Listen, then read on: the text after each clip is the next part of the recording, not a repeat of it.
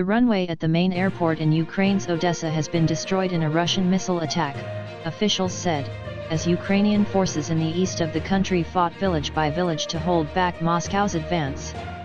In a late-night video address on Saturday, Ukraine's President Volodymyr Zelensky said the newly constructed runway in the strategic Black Sea port had been knocked out, but pledged to rebuild it. "We will, of course, rebuild it.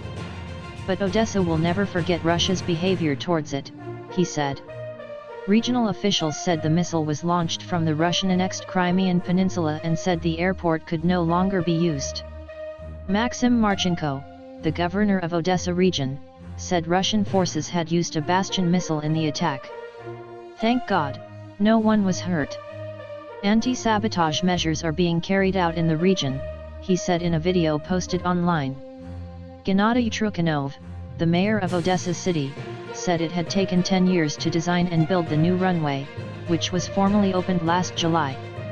"Thanks to the new runway we were expecting a colossal influx of tourists from all over the world.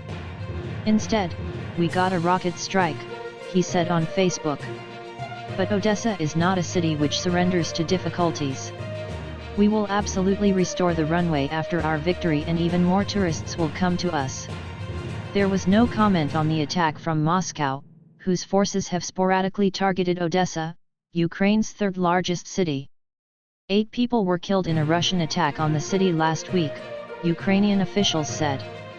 Russia has turned its focus to Ukraine's south and east after failing to capture the capital, Kyiv, in a 9-week offensive that has flattened cities, killed thousands of civilians and forced more than 5 million to flee abroad.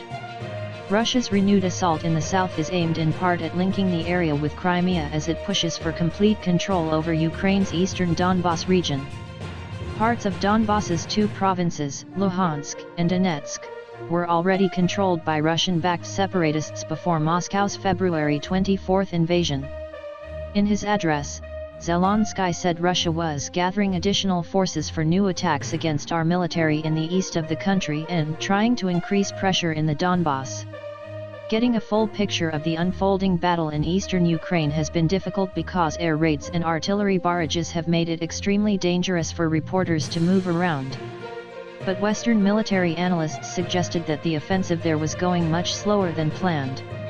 So far, Russian troops and the separatists appeared to have made only minor gains in the months since Moscow said it would focus its military strength in the east.